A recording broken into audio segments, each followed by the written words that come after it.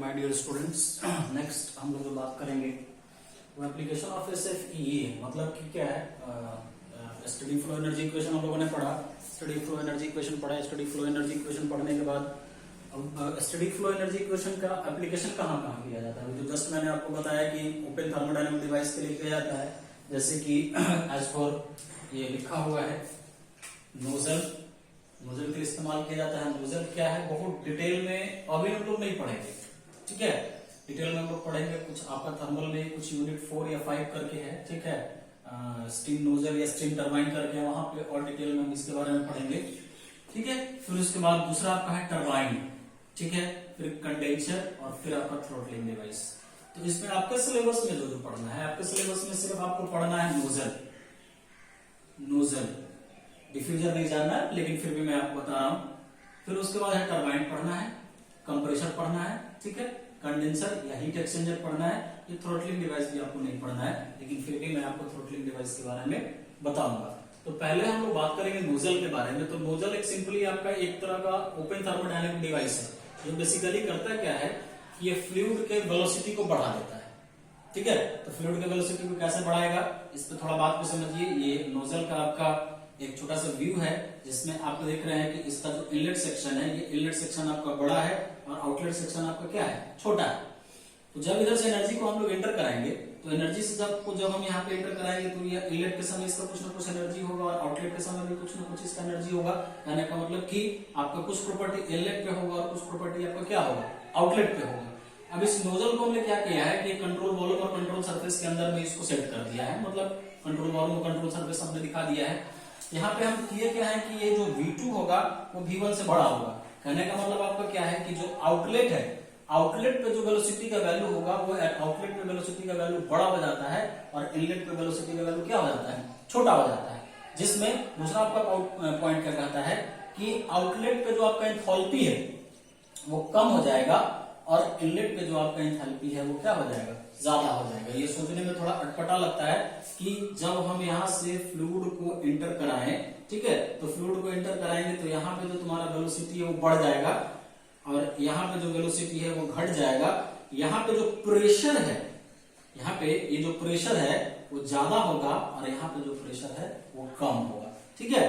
तो अभी हम लोग देखेंगे, अभी सिर्फ हमको सिर्फ वेलोसिटी से मतलब है, ठीक है। तो वेलोसिटी से मतलब है, तो अभी आप दिमाग में डाल कर रखिए कि नोजल में आउटलेट के टाइम पे, आउटलेट पे जो तुम्हारा वेलोसिटी होता है, आउटलेट पे वेलोसिटी तुम्हारा ज्यादा होता है और इनलेट पे वेलोसिटी आपका कम होता है, ठीक है। तो नोजल का डेफिनेशन क्या कहता है, अ nozzle is a device which increases, जो बढ़ाता है, विच इंक्रीजेस द वेलोसिटी और काइनेटिक एनर्जी। मतलब सिंपल सा मतलब ये है कि यहाँ पे जब ये हम यहाँ से फ्लूइड को एंटर कराए और जैसे जैसे आप देख लीजिए कि क्रॉस सेक्शन एरिया इसका क्या होता चला जा रहा है, क्रॉस सेक्शन एरिया इसका मिनिमम होता चला जा रहा है, मिनिमम होता चला जा रहा है। तो क्रॉस सेक्शन एरिया मिनिमम होता चला जाएगा तो इसका स्पीड क्या हो जाएगा, ज्यादा हो जाएगा। यहाँ से जो फ्लूइड यहाँ से डिस्चार्ज होगा, निकल के आएगा बाहर की तरफ, आउटलेट की तरफ, तो इसका डिस्चार्ज क्या हो जाएगा, काफी हाई स्पीड से होगा। मिनिमम क्रॉस सेक्शन एरिया, काफी ज्यादा स्पीड से यहाँ से फ्लूइड का फ्लो होगा। तो जब यहाँ से फ्लूइड का फ्लो काफी ज्यादा स्पीड से होगा तो कहने का मतलब आपका काइनेटिक एनर्जी बढ़ गया। तो काइनेटिक एनर्जी बढ़ गया तो कहने का मतलब काइनेटिक एनर्जी मतलब क्या, हाफ mv², और ये पर यूनिट मास के लिए ले रहे हैं। तो यहाँ पे वेलोसिटी का अमाउंट को वो क्या हो जाएगा, वो बढ़ जाएगा, लेकिन यहाँ पे प्रेशर क्या हो जाएगा, घट जाएगा। ये जो प्रेशर है, ये प्रेशर आपका काइनेटिक एनर्जी के फॉर्म में चेंज होता चला जा रहा है, ठीक है। तभी आपका ये क्या हो रहा है, यहाँ पे वेलोसिटी जो आउटलेट पे है, वो आउटलेट पे आपका वेलोसिटी का जो मान है वो आपका क्या होता चला जा रहा है, बढ़ता चला जा रहा है। तो अब यहाँ पे देखो मैंने बोला कि a nozzle is a device which increases the velocity or kinetic energy of the fluid at the expense of its pressure drop। ये यहाँ पे जो तुम्हारा आउटलेट है, आउटलेट पे प्रेशर तुम्हारा क्या हो जाएगा, घटेगा, और ये प्रेशर जब यहाँ पे घटेगा तो वेलोसिटी जो हो जाएगा वो तुम्हारा क्या हो जाएगा, बढ़ जाएगा। ये सुनने में थोड़ा अटपटा लग रहा है कि प्रेशर घटेगा तो वेलोसिटी बढ़ेगा कैसे। वो जो प्रेशर एनर्जी है, वो प्रेशर एनर्जी आपका काइनेटिक एनर्जी में चेंज होने लगा। तो kinetic energy related to what, velocity, ठीक है। और पर यूनिट मास के लिए लेकर चल रहे हैं, तो पर यूनिट मास के लिए आपका मास का वैल्यू क्या हो गया, 1 हो गया। तो ये जो तुम्हारा पे प्रेशर एनर्जी है, ये pressure energy at the drop outlet पे, आउटलेट पे ये प्रेशर एनर्जी आपका चेंज होकर चला जा रहा है, किसमें, प्रेशर एनर्जी काइनेटिक एनर्जी के फॉर्म में बदलता चला जा रहा है। तो प्रेशर एनर्जी काइनेटिक एनर्जी के चेंज फॉर्म में बदलता चला गया, तो प्रेशर तुम्हारा जो कोई क्या होगा, धीरे धीरे घटने लगेगा और काइनेटिक एनर्जी तुम्हारा क्या होने लगेगा, बढ़ने लगेगा। तो जब ये घटने बढ़ने लगेगा तो यहाँ पे जो तुम्हारा आउटलेट वाला पॉइंट है, आउटलेट पे आपका वेलोसिटी क्या हो जाएगा बाबू, ज्यादा होगा। तो नोजल का सिर्फ काम यही है कि ये आपका वेलोसिटी को बढ़ा देता है, फ्लूइड की वेलोसिटी को बढ़ा देगा। तो फ्लूइड की वेलोसिटी को बढ़ाएगा तो आखिर ये नोजल का इक्वेशन क्या होता है, तो ये जो नोजल है इसके बाद आपका डिफ्यूजर है, तो नोजल का जस्ट उल्टा आपका डिफ्यूजर होता है। डिफ्यूजर में क्या होगा, यहाँ पे जो तुम्हारा ये जो देख रहे हो जस्ट इसका रिवर्स हो जाएगा, ये जस्ट रिवर्स हो जाएगा, डायग्राम पूरा उलट जाएगा, ये डायग्राम उलट जाएगा। अगर इधर से हम इधर से इनलेट और इधर से आउटलेट कंसीडर करें, ये अब H2 की जगह यहाँ H1 ले ले और ये H2 ले ले, डायग्राम को उल्टा कर दे तो वो डिफ्यूजर हो जाएगा। तो जैसे आपका नोजल काम करता था, नोजल का जस्ट अपोजिट आपका डिफ्यूजर काम करेगा। डिफ्यूजर में क्या हो जाएगा कि आपका आउटलेट पे जो वेलोसिटी हो जाएगा वो घट जाएगा और प्रेशर क्या हो जाएगा, बढ़ जाएगा। जस्ट उल्टा रिलेशन होता है, नोजल का उल्टा डिफ्यूजर होता है। नोजल में आउटलेट पे आपका जो वेलोसिटी हो गया वो बढ़ गया और इनलेट पे जो वेलोसिटी हो गया वो घट गया। लेकिन डिफ्यूजर में आपका क्या होगा कि आउटलेट पे जो तुम्हारा वेलोसिटी होगा वो बढ़ेगा, ठीक है, और इनलेट पे जो तुम्हारा वेलोसिटी होगा वो क्या होगा, आउटलेट पे प्रेशर, आउटलेट पे नोजल में तुम्हारा जो वेलोसिटी हो जाएगा, वेलोसिटी बढ़ जाएगा, कहां पे, आउटलेट पे। और डिफ्यूजर में तुम्हारा जो वेलोसिटी होगा, डिफ्यूजर में तुम्हारा जो वेलोसिटी होगा आउटलेट पे वो क्या हो जाएगा, घट जाएगा। दोनों में उल्टा रिलेशन होता है। ये देखो, diffuser increases the pressure of A fluid, ठीक है।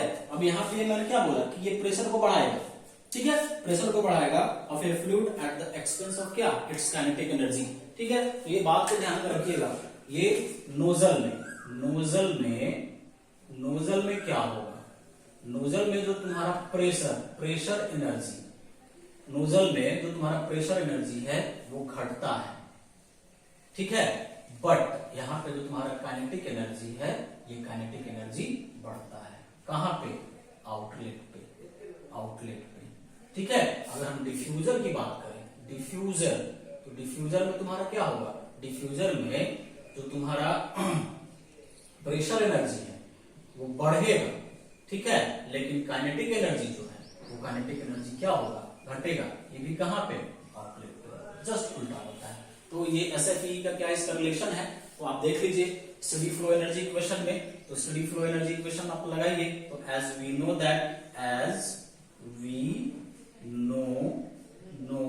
दैट, ठीक है, क्या SFE इक्वेशन, तो यहां पर लिखेंगे apply steady flow energy equation. Steady flow energy equation मतलब SFE, तो क्या हो गया, H1 plus 1/2 V1 square plus GZ1 plus Q1 बराबर, सॉरी